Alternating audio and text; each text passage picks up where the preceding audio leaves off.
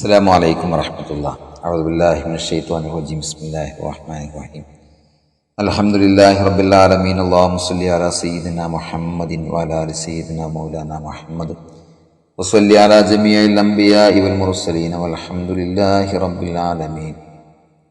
സത്യവിശ്വാസികളെ, വിശ്വാസിനികളെ, മുദ് ആർക്കെല്ലാം നിർബന്ധമാകും, എത്രയാണ്, എങ്ങനെയാണ് കൊടുക്കേണ്ടത് എന്നുമായി ബന്ധപ്പെട്ട കാര്യങ്ങളാണ് ഇന്നത്തെ നമ്മുടെ ക്ലാസ്സിൽ ചർച്ച ചെയ്യുന്നത്. നോമ്പ് എടുക്കാൻ കഴിവുള്ള ആളുകൾ അവർ നിർബന്ധമായും നോമ്പെടുക്കണം. അതിന് പകരം മുദ് കൊടുക്കുകയോ മറ്റൊരാൾ നോൽക്കുകയോ ചെയ്താൽ പറ്റില്ല. അത് വ്യക്തിയ ബാധ്യതയാണ്.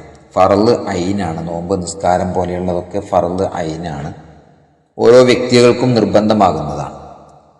ഇനി നോമ്പെടുക്കാൻ കഴിയാത്ത ആളുകൾ, ഇപ്പോൾ വാർദ്ധക്യ സഹജമായ കാരണങ്ങൾ കൊണ്ട് അവരുടെ ആരോഗ്യം ക്ഷയിച്ച് അവർക്ക് നോമ്പെടുക്കാൻ കഴിയില്ല. അങ്ങനെയുള്ള ആളുകൾ ഒരിക്കലും കഷ്ടപ്പെട്ട് നോമ്പെടുക്കാൻ പാടില്ല. അവർക്ക് നിർബന്ധം നോമ്പല്ല, അതിന് മുദ് കൊടുക്കലാണ് അവർക്ക് നിർബന്ധം. അതേപോലെ ഔ മറലിൻ ലാ യുർജാ ബുർഉഹു, സുഖമാകുമെന്ന് പ്രതീക്ഷയില്ലാത്ത രോഗം, അയാൾ കിടപ്പ് രോഗിയാണ്, അതിൽ നിന്ന് സുഖപ്പെടുമെന്നൊരു പ്രതീക്ഷയുമില്ല. അങ്ങനെയുള്ള ആളും നോമ്പെടുക്കേണ്ടതില്ല, അവരും മുദ് കൊടുത്താൽ മതി. ഇനി എന്തെങ്കിലും ഭാഗ്യവശാൽ അയാൾക്ക് ആ രോഗം സുഖമായി, നേരത്തെ പറഞ്ഞ ഒരിക്കലും ജീവിതത്തിലേക്ക് തിരിച്ചു വരില്ല എന്ന് വിചാരിച്ച വ്യക്തി, അയാൾ പിന്നീട് അയാളുടെ രോഗം സുഖമായാൽ അയാൾ ആ നോമ്പ് പിന്നീട് ഖളാ വീട്ടേണ്ടതില്ല. അയാൾക്ക് നേരത്തെ നിർബന്ധമുള്ള മുദ്, ആ മുദ് കൊടുത്താൽ മാത്രം മതി. ഇനി അതേ സമയത്ത് സുഖമാകുമെന്ന് പ്രതീക്ഷയുള്ള രോഗിയാണ്, പെട്ടെന്ന് എന്തോ അസുഖം വന്നതാണ്, അത് സുഖമാകും എങ്കിൽ അയാൾ പിന്നീട് നോമ്പ് ഖളാ വീട്ടണം. അതേപോലെ വാലൽ ഹാമിലി വൽ മുർദിയാത്തി ഇദാ അഫ്തറത ഖൗഫൻ അലൽ വലദി മഅൽ ഖളായി, ഗർഭിണി അല്ലെങ്കിൽ മുലയൂട്ടുന്ന സ്ത്രീ, ഇവര് നോമ്പൊഴിവാക്കിയത് അവരുടെ കുട്ടിക്ക് എന്തെങ്കിലും, ഗർഭസ്ഥ ശിശുവിന് എന്തെങ്കിലും പ്രശ്നം വരും, അല്ലെങ്കിൽ പാല് കുടിക്കുന്ന കുട്ടിക്ക് പാല് കുറഞ്ഞു പോകും, അങ്ങനെ എന്തെങ്കിലും ഭയം കാരണത്താൽ, കുട്ടിയുടെ കാരണത്താൽ ആണ് നോമ്പൊഴിവാക്കുന്നതെങ്കിൽ അവർ പിന്നീട് ആ നോമ്പ് ഖളാ വീട്ടുകയും ഒരു നോമ്പിന് ഒരു മുദ് വീതം കൊടുക്കുകയും വേണം. ഇനി അതേസമയം കുട്ടിയുടെ കാരണത്താലല്ല, ഇവർക്ക് എന്തെങ്കിലും ശാരീരികമായ പ്രശ്നമുണ്ടാകുമെന്ന് വിദഗ്ധനായ ഡോക്ടർ പറഞ്ഞതിൻ്റെ പേരിലാണ് നോമ്പ് ഒഴിവാക്കുന്നതെങ്കിൽ അവിടെ ആ നോമ്പ് പിന്നീട് ഖളാ വീട്ടിയാൽ മതി, അതിന് മുദ് കൊടുക്കേണ്ടതില്ല. അതേപോലെ വാലാമൻ അഫ്തറ ലി ഇൻകാദി ഹയവാനിൻ മുഷ്രിഫിൻ അലൽ ഹലാക്കി, ഏതോ ഒരു മൃഗം അത് അപകടത്തിൽപ്പെടാൻ പോകുന്നു, അതിനെ രക്ഷപ്പെടുത്താൻ വേണ്ടി ഒരാൾ നോമ്പ് ഒഴിവാക്കിയാൽ അവിടെയും അയാൾ മുദ് കൊടുക്കണം, നോമ്പ് ഖളാ വീട്ടും വേണം. അതേപോലെ വയജിബു അലാ മുഅഖിരി ഖളാഇൻ ലി ശൈഇൻ മിൻ റമളാന, ഒരു റമളാനിൽ നഷ്ടപ്പെട്ട നോമ്പ് അയാൾ എന്ത് ചെയ്തു, കാരണം കൂടാതെ പിന്തിച്ച് അടുത്ത റമളാൻ ആയാൽ ഈ പിന്തിച്ചതിന് അയാൾ ഓരോ വർഷത്തിനും ഓരോ മുദ് വീതം കൊടുക്കണം. അത് വർഷം കൂടുന്നതിനനുസരിച്ച് മുദ്ദിൻ്റെ എണ്ണവും കൂടുന്നതാണ്, അവർ മുദ് കൊടുക്കണം. ഇനി അതേപോലെ ഒരാൾക്ക് റമളാൻ നോമ്പ് നഷ്ടപ്പെട്ടു, അയാൾ എന്തോ സംഗതി വശാൽ നോമ്പെടുക്കാൻ കഴിഞ്ഞില്ല, പിന്നീട് ഖളാ വീട്ടേണ്ടതാണ്. പക്ഷെ ഖളാ വീട്ടാൻ സൗകര്യപ്പെടും മുമ്പ് അയാൾ മരണപ്പെട്ടു എന്ന് വെക്കുക.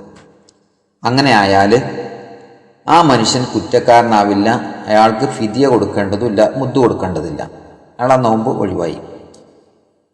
അതേസമയം ഒരാൾക്ക് റമളാനിലെ നോമ്പ് നഷ്ടപ്പെട്ടു, അത് ഖളാ വീട്ടാൻ അയാൾക്ക് അവസരം കിട്ടി, അങ്ങനെ അയാൾ അത് ഖളാ വീട്ടിയില്ല, അടുത്ത റമളാൻ വന്നാൽ അയാൾ ഒരു നോമ്പിന് 2 മുദ് എന്ന വിധത്തിൽ കൊടുക്കണം.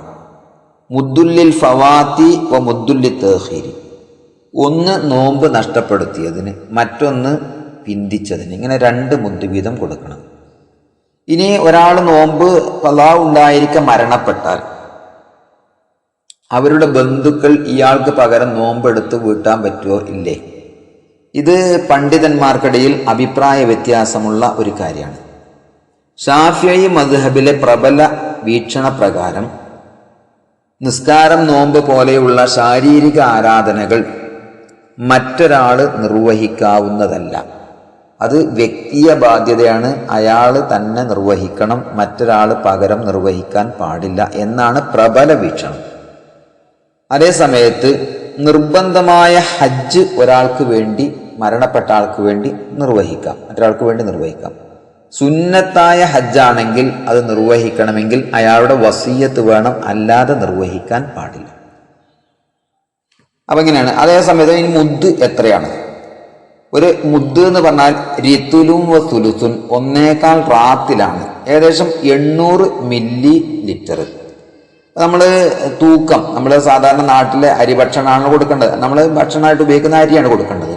ഏകദേശം ഒരു 750 ഗ്രാമാണ് ഒരു മുദ് വരുന്നത്. അപ്പോൾ ഒരു മുദ് എന്നുള്ളത് 750 ഗ്രാം അരിയാണ് കൊടുക്കേണ്ടത്. കൊടുക്കേണ്ടത് ആർക്കാണ്? ഫക്കീർ, മിസ്കീൻ എന്നിവർക്കാണ് കൊടുക്കേണ്ടത്. നമ്മൾ സക്കാത്തിന്റെ അവകാശികൾ 8 വിഭാഗത്തെ പറയുന്നുണ്ട്. പക്ഷെ അതിൽ ഫക്കീർ, മിസ്കീൻ എന്നിവർക്ക് മാത്രമേ ഈ മുദ് കൊടുക്കാൻ പാടുള്ളൂ, മറ്റുള്ളവർക്കൊന്നും പാടില്ല, അവർക്ക് കൊടുക്കാൻ പറ്റില്ല. ഇനി മുദ് ഒരു വ്യക്തിക്ക് തന്നെ ഒന്നിലധികം മുദ് കൊടുക്കാം. ഒരാൾക്ക് 15 നോമ്പ് നഷ്ടപ്പെട്ടു, അതിൻ്റെ 15 മുദ്ദുണ്ട്, അല്ലെങ്കിൽ 30 മുദ്ദുണ്ട്. ഈ 30 മുദ്ദും ഒരു ഫക്കീറിന് അല്ലെങ്കിൽ ഒരു മിസ്കീന് കൊടുക്കാം, ഫുള്ള് കൊടുക്കാം. അതേ സമയത്ത് ഒരു മുദ്ദിനെ 2ആയി ഡിവൈഡ് ചെയ്തിട്ട് അരമുദ്ദ് ഒരാൾക്ക്, അരമുദ്ദ് മറ്റൊരാൾക്ക്, അങ്ങനെ കൊടുക്കാൻ പാടില്ല. ഇത് മുസ്തഖില്ലൻ ഒന്നാണ്. അപ്പോൾ അതേപോലെ ഒരു 3 മുദ്ദ് ഒരാൾക്ക് കൊടുക്കാണ്ടെങ്കിൽ 1.5 മുദ്ദ് ഒരാൾക്കും 1.5 മുദ്ദ് മറ്റൊരാൾക്കും അങ്ങനെയും കൊടുക്കാൻ പാടില്ല. 2 മുദ്ദ് ഒരാൾക്ക് കൊടുക്കാം, 1 മുദ്ദ് വേറൊരാൾക്കും കൊടുക്കാം, അങ്ങനെ കൊടുക്കാം. അപ്പോൾ ഒരു വ്യക്തിക്ക് തന്നെ ഒന്നിലധികം മുദ്ദ് കൊടുക്കാമെങ്കിലും ഒരു മുദ്ദിനെ ഡിവൈഡ് ചെയ്തുകൊണ്ട് കൊടുക്കാൻ പാടില്ല. അപ്പോൾ ഇതാണ് മുദ്ദിൻ്റെ കാര്യങ്ങൾ. കൃത്യമായിട്ട് വിഷയങ്ങൾ പഠിക്കുക. അല്ലാഹു തആല കൂടുതൽ മനസ്സിലാക്കാൻ നമുക്ക് തൗഫീഖ് നൽകട്ടെ. ആമീൻ. അസ്സലാമു അലൈക്കും.